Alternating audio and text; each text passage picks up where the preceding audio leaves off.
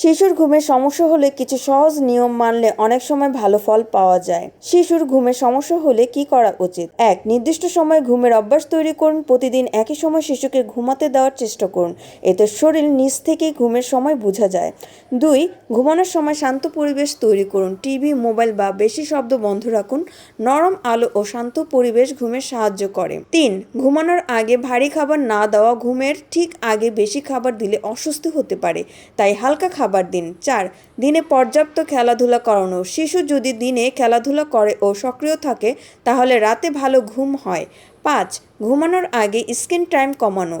Mobile বা TV বেশি দেখলে শিশুর ঘুম হতে দেরি হতে পারে।